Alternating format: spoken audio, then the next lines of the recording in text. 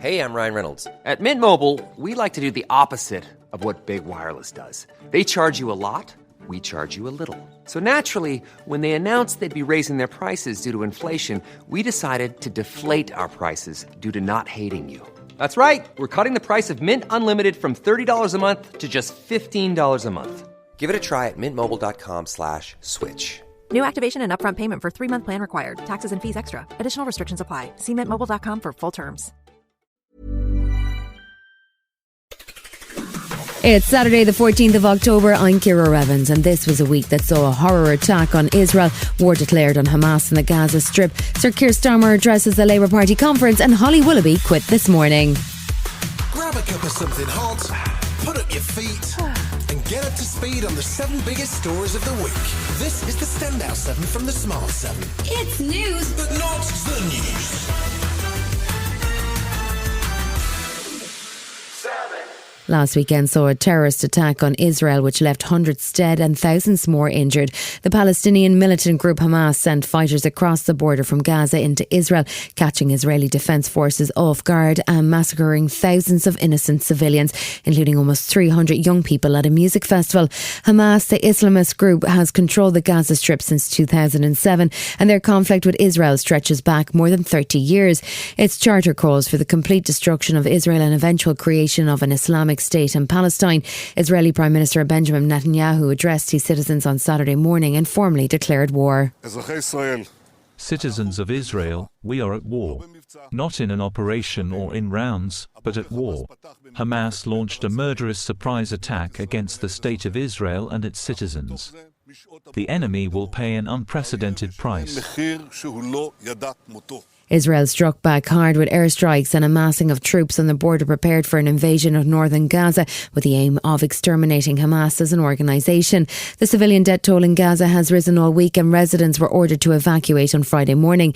The UN Security Council met urgently to discuss the ongoing war and called for calm and a de-escalation, with Lana Zaki Nuzibea, the United Arab Emirates ambassador to the UN, speaking to the press after the meeting. What we need to lead to right now is a ceasefire and the resumption of negotiations down the line, but we're not at that state yet, as you can imagine.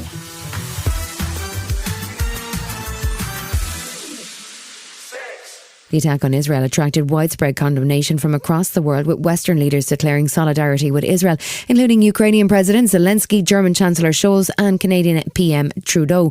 UK Prime Minister Rishi Sunak condemned Hamas in a press conference on Sunday. I want to express my absolute solidarity for the people of Israel. Hamas and the people who support Hamas are fully responsible for this appalling act of terror, for the murder of civilians and for the kidnapping of innocent people, including children. Flags on government buildings flew at half-mast on Monday as a mark of respect for the dead, and US President Joe Biden also lent his support to Israel. In this moment of tragedy, I want to say to them and to the world and to terrorists everywhere that the United States stands with Israel. We will not ever fail to have their back. Israel responded to the strikes by ordering a complete siege of Gaza, cutting off food, water and power from the entire Gaza Strip. Hamas in return threatened to start executing the more than 100 Israeli hostages it still holds if bombing of civilian areas doesn't cease. James Cleverly, the UK's Foreign Secretary, declined to criticise the Gaza siege and says the UK stands with Israel. Israel has a right to defend itself against attack. The UK completely supports Israel's right to defend itself proportionately. The truth of the matter is that this was a terrorist attack. This week has also seen pro-Palestinian and pro-Hamas protests across Europe, with calls from senior Hamas leaders for a jihad. Prime Minister Rishi Sunak was formally backing Israel as he spoke on Tuesday morning and calling out protesters who've expressed support for Hamas. The police have been given very clear guidance and advice from the government to do everything that they can to keep the community safe. I'll just remind everyone that Hamas is a prescribed terrorist organisation. People should not be supporting Hamas, and we will make sure that we hold people to account if they are. As the death toll from the Hamas attacks in Israel continued to rise, Foreign Secretary James Cleverly visited sites in Israel on Wednesday and had to dash for cover when air raid sirens sounded. The UK's Defence Secretary Grant Shapps continued to back Israel even as residents of Gaza struggle to cope with no power, food or water. Well, every country has to act within international law. That is absolutely right. Now, we support Israel's right to defend itself, but they will be defending themselves by going after those terrorists. The UN's Palestinian Aid Agency is urgently seeking funds to help those trapped in Gaza as the war between Israel and Hamas rages on. Liz Trussell from the UN Human Rights Office says that it's a matter of real urgency to help those caught in the middle. We could almost say that it's an unprecedented situation.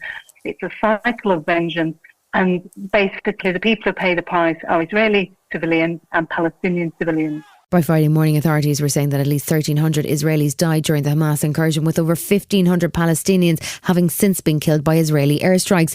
Residents of Gaza were running out of food and water, and the Israeli Defence Forces warned over 1 million residents they needed to move out of the south of Gaza to avoid a potential ground invasion. Israeli Prime Minister and the head of the new unity government, Benjamin Netanyahu, hosted a press conference with American Secretary of State Anthony Blinken.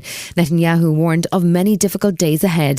This is a particular time, that we must stand tall, proud and united against evil.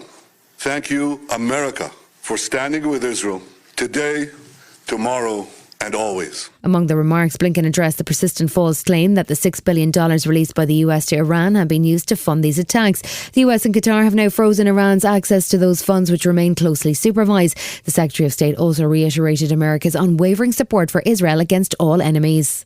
To any adversary, state or non-state, thinking of taking advantage of the current crisis to attack Israel, don't. The United States has Israel's back.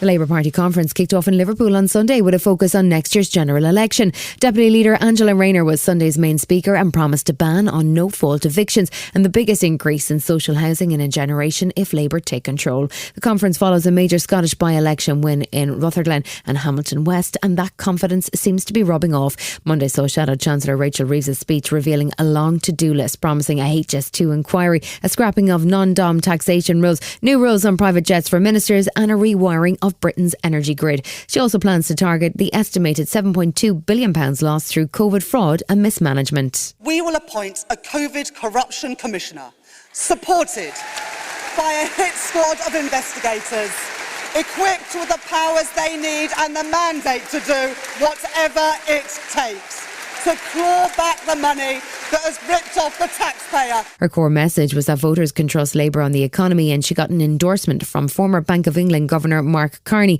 after she spoke. Labour peer Lord Mandelson says that he can see echoes of Labour's famous 1997 election victory after last week's Tory shambles. The Conservative Party conference last week, that sort of spectacle, that sort of exhibition, that great circus of all sort of squabbling and fighting, you know, for the life and soul of the Conservative Party and who takes it forward after their defeat next year. And I suddenly thought, my God, even the Conservatives now think that we're going to win. Tuesday saw Labour leader Sir Keir Starmer take the stage in Liverpool at the Labour Party conference. However, he wasn't alone on the stage for long, as a protester from People Demand Democracy bounded on stage and covered him in glitter in a slightly odd protest. Starmer seemed relatively calm, removing his now sparkly jacket and rolling up his sleeves as he turned the glitter into a political point. If he thinks that bothers me, he doesn't know me.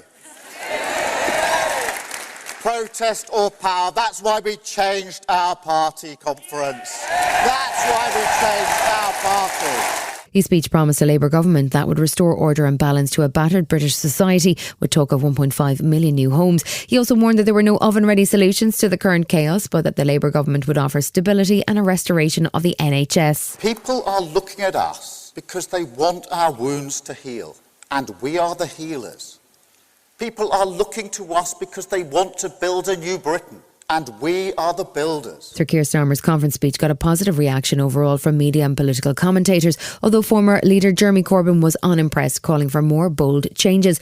With another by-election looming next week and the polling showing Labour maintaining a clear lead over the Tories, there was a queue of speakers with new initiatives and plans for a future Labour government. Shadow Attorney General Emily Thornberry was promising new laws on stalking and sexual harassment at work. Shadow Home Secretary Yvette Cooper announced a plan for tough love hubs to tackle youth crime, and she took the gloves off when it came to current Home Secretary Suella Braverman. I mean, the chaos just keeps getting worse. We have had 5 Tory Prime Ministers in 7 years, and 7 Tory Home Secretaries, 2 of them, Suella Braverman, literally the only person who could make you want to bring back Priti Patel. Wednesday saw the Labour Party conference in Liverpool wrap up after a carefully managed event designed to prove that Labour are ready to be the next government. There were no major errors, nobody cancelled any high-speed rail lines, and even though his speech was briefly interrupted by a protester, Sir Keir Starmer delivered a clear and hopeful message from the main stage. He spoke to Kay Burley on Wednesday and explained what the greater purpose behind his speech was. What I was trying to do was create an emotional connection with the future and to give people the sense that things can renew, that wounds can heal, that what's broken can be repaired.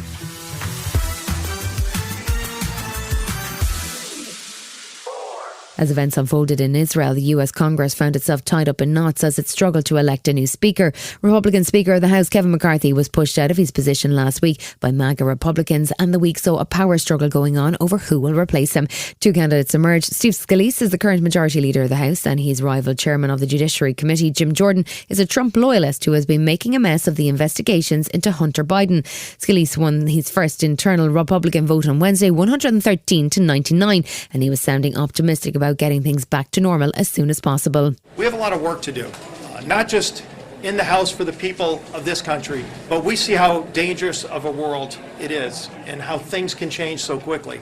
We need to make sure we're sending a message to people all throughout the world that the House is open and doing the people's business. By Thursday evening, he withdrawn his nomination, unable to gather enough votes, which leaves the US without a functioning legislation and a looming government shutdown. NATO and the European Union are stepping up their aid for Ukraine to bridge the gap, and NATO Secretary General Jens Stoltenberg spoke to the media before a 2-day meeting of defence ministers in Brussels.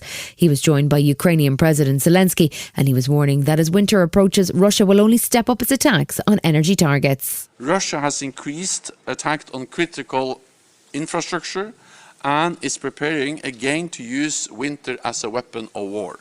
So we must continue to step up and sustain the steady flow of weapons and ammunition to Ukraine. With chaos in the US Congress, along with the outbreak of war between Israel and Hamas, Ukrainian President Zelensky was asked if he's concerned that Ukraine might find itself short on weapons and international aid. Of course, everybody is afraid that if there are some other tragedies, wars in the world, what partners, especially United States, what they can give you. Everybody is afraid, and I think also Russia count on it, on dividing support. Still to come in the Standout 7, London worries about bedbugs and Holly quits this morning. Right after this. Jewelry isn't a gift you give just once. It's a way to remind your loved one of a beautiful moment every time they see it. Blue Nile can help you find the gift that says how you feel and says it beautifully. With expert guidance and a wide assortment of jewelry of the highest quality at the best price. Go to BlueNile.com and experience the convenience of shopping Blue Nile, the original online jeweler since 1999. That's BlueNile.com to find the perfect jewelry gift for any occasion. BlueNile.com. Welcome back. The whole of France has been scratching hysterically after reports of a bedbug infestation in Paris. Social media has driven the story, and Monday saw the UK getting excited as a viral video surfaced of what appeared to be a bedbug on the tube. The British Pest Control Association says it's unlikely, as bedbugs are largely nocturnal and also don't have pockets to carry an Oyster card. London Mayor Sadiq Khan says Transport for London are on high alert, but he's pretty confident you don't need to panic on the tube just yet. TfL have one of the best regimes to clean our assets on a nightly basis. We're speaking to our friends in Paris to see if there are any lessons to be learned. For a variety of reasons, we don't think those issues will arise in London, but no complacency from TfL.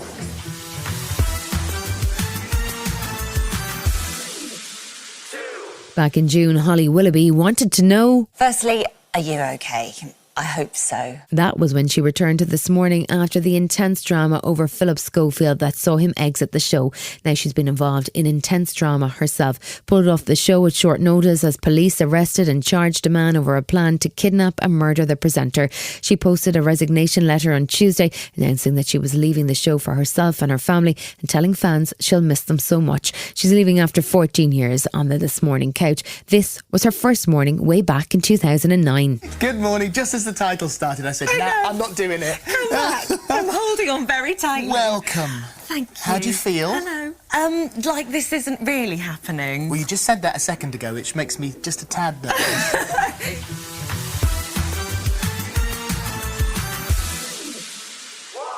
If you were to make a long list of the UK's politest people, I'm pretty sure that both Prince William's and Greg James will be close to the top. So it's a little startling to have a report that they're having a row. It all kicked off when Radio 1's drive time duo of Jordan North and Vic Hope met up with the Prince and Princess of Wales and asked about their favourite DJs. Prince William didn't hold back and Greg was pretty shell-shocked about it. I can definitely say with great purpose that Greg James is an average DJ and Jordan and Vic are the future. I don't really know how to... They don't really ever have a go at anyone. Ash in Bristol, one of my favourite texts we've ever received. The only thing for it, Greg, is to egg his house. I'd bloody love to egg his house. You've been listening to The Smart 7. We'll be back tomorrow at 7 a.m. Hit that follow button and have a great day. Give us 7 minutes, we'll give you the world. Ask Sherwin-Williams during the 4-day super sale, October 13th through the 16th, and get 40% off paints and stains with prices starting at $26.69. That means 40% off our most popular color family, blue. Psychologists have found it to be soothing and relaxing, which makes it especially great for bedrooms and bathrooms. And of course, get 40% off all of our other colors. Shop the sale online or visit your neighborhood Sherwin-Williams store. Click the banner to learn more. Retail sales only. Some exclusions apply. See store for details.